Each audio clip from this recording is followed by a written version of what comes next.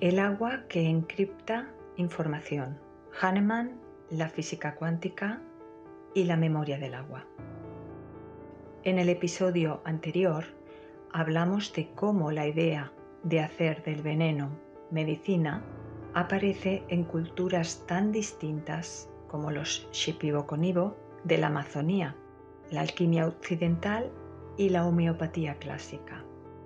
Hoy vamos un paso más allá, porque resulta que esta idea también conecta con algunos de los físicos, biólogos y premios Nobel más importantes del siglo XX y XXI.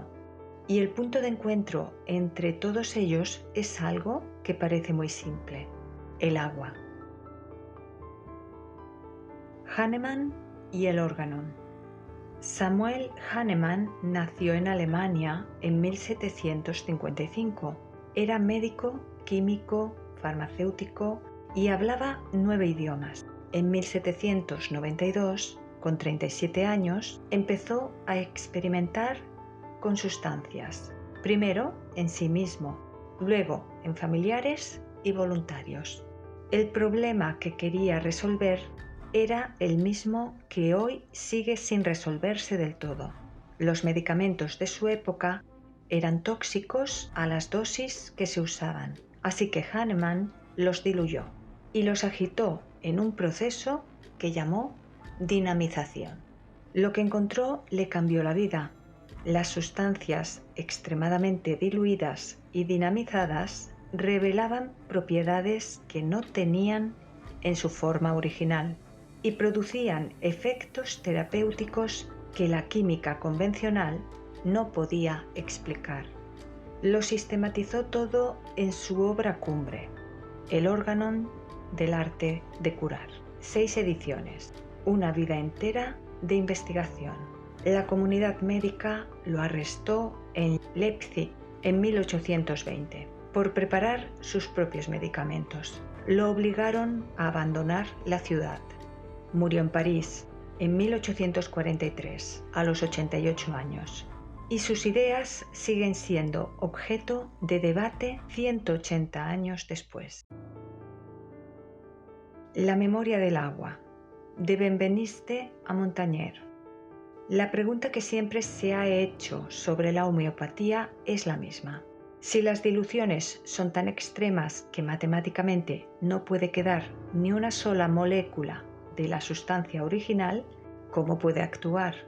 En los años 80, el inmunólogo francés Jacques Benveniste propuso una respuesta que sacudió a la comunidad científica.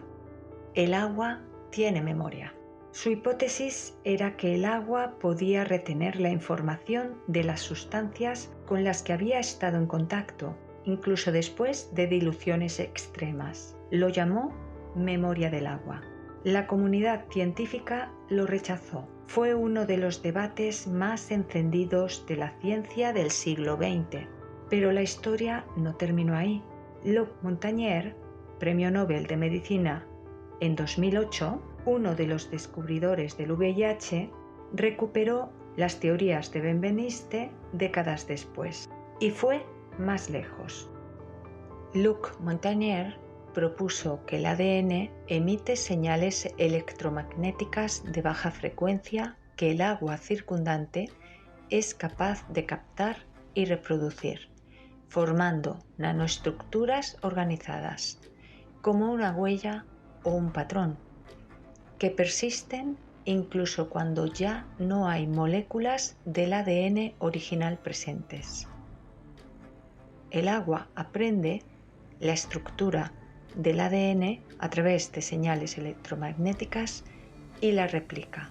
Según sus investigaciones publicadas alrededor de 2009 y 2010, el ADN, especialmente de bacterias y virus, emite ondas electromagnéticas de baja frecuencia, como 7 Hz, que inducen a las moléculas de agua a organizarse en nanoestructuras. Estas estructuras de agua supuestamente conservan la huella del ADN incluso después de diluciones extremas. En experimentos descritos por Montagnier, esta memoria del agua permitía la reconstrucción del ADN original mediante reacciones en cadena de la polimerasa, al añadir enzimas replicadoras a las nanoestructuras del agua. Eso es exactamente lo que Hahnemann propuso en el siglo XVIII sin tener palabras científicas para describirlo. David Bohm y el orden implicado.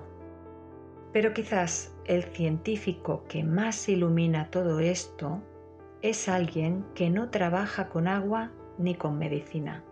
David Bohm fue uno de los físicos cuánticos más importantes del siglo XX. Colaboró directamente con Albert Einstein. En 1958 fue nominado al Premio Nobel de Física. Bohm propuso que el universo tiene dos órdenes simultáneos.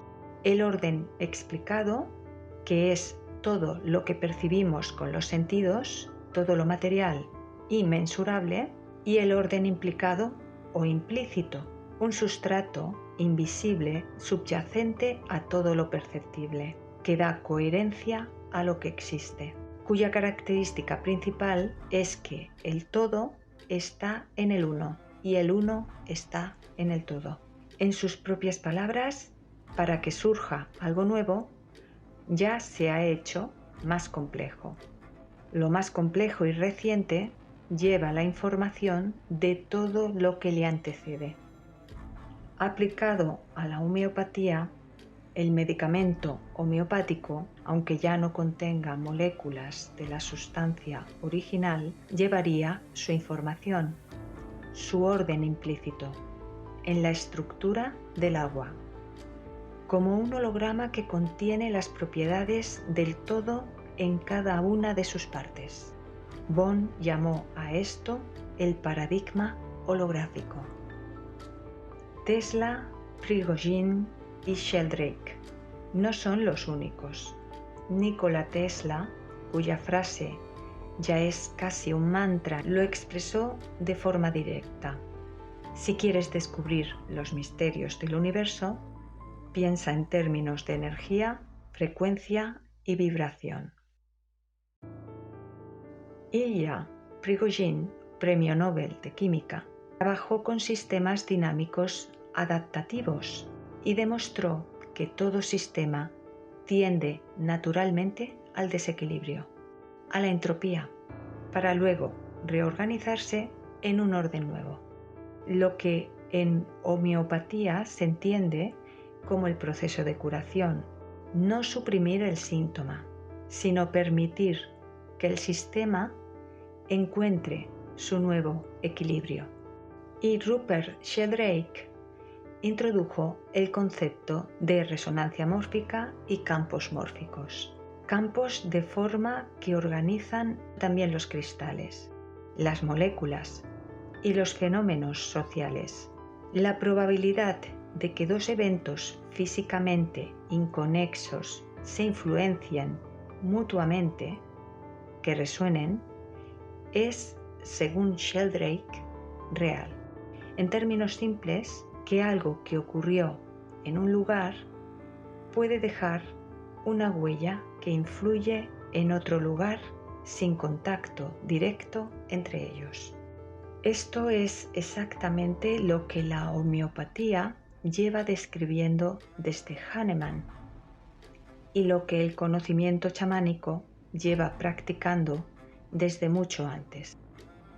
La hormesis, cuando la ciencia convencional lo confirma. Hay un concepto de la toxicología convencional que merece atención especial aquí. Se llama hormesis. Viene del griego y significa estimular. La hormesis es el fenómeno por el cual una sustancia que es tóxica en dosis altas produce efectos beneficiosos o estimulantes en dosis muy bajas, y es literalmente la confirmación científica del principio de Hahnemann, la dosis mínima efectiva. la sustancia que en grandes cantidades enferma y que en pequeñas cantidades estimula al organismo a recuperarse. El veneno que se convierte en medicina, lo que Paracelso formuló en el siglo XVI, lo que Hahnemann sistematizó en el siglo XVIII y lo que la toxicología moderna confirma bajo el nombre de hormesis, el principio vital y el cuerpo como sistema. Hahnemann también habló de algo que llamó principio vital, una energía intrínseca al ser humano que cuando funciona bien mantiene el estado de salud y que cuando se altera produce lo que él llamó miasma, un desorden subyacente que se manifiesta primero en síntomas. La medicina convencional de su época suprimía los síntomas sin tocar el desorden de fondo. Hahnemann advertía que eso solo desplazaba el problema, que los síntomas tomarían otra forma, pero con la misma esencia. Hoy, la psiconeuroinmunología, una rama de la medicina académica, ha demostrado la influencia de las emociones sobre la biología. El eje hipotálamo, hipófisis, adrenales, la cascada del estrés y su impacto sobre el sistema inmune. No hay enfermedades, sino enfermos, decía Hahnemann. La medicina personalizada que hoy promueve la medicina convencional dice exactamente lo mismo con otras palabras. Y la epigenética, la ciencia que estudia cómo los factores ambientales y el estilo de vida modifican la expresión genética, confirma lo que Hahnemann intuyó, que la enfermedad no es solo una interacción química entre molécula y receptor. Es historia, es emoción, es entorno, es todo lo que le antecede. Conexión con Reset 2. Todo esto que hemos explorado hoy, la memoria del agua, el orden implicado, la resonancia mórfica, la hormesis, aparece entretejido en la novela Reset 2, el agua primordial, como el sustrato conceptual de la trama. Sus protagonistas que viajan al Valle Sagrado de Perú antes del solsticio de junio se encuentran con un chamán Shipibo-Konibo que les enseña que la información no desaparece cuando la materia se transforma, que el agua recuerda, que lo invisible también actúa. La ficción y la ciencia, en este caso, están contando la misma historia. Tienes el enlace a Reset 2 en la descripción de este episodio. Hahnemann fue arrestado por preparar sus propios medicamentos. Benveniste fue ridiculizado por hablar de la memoria del agua y, sin embargo, un premio Nobel de Medicina acabó confirmando su hipótesis décadas después. La historia de la ciencia está llena de esto: ideas que se descartan, investigadores que se silencian y luego, con el tiempo, el conocimiento que avanza y encuentra que lo que parecía imposible era simplemente prematuro. No todo lo que no comprendemos es falso, pero tampoco todo lo que nos resulta sugerente es cierto. Entre esos dos extremos hay la pregunta honesta y la observación paciente. ¿Qué es, al fin y al cabo, lo que Hahnemann hizo durante toda su vida? Gracias por haberme acompañado hasta aquí. Hasta el siguiente episodio.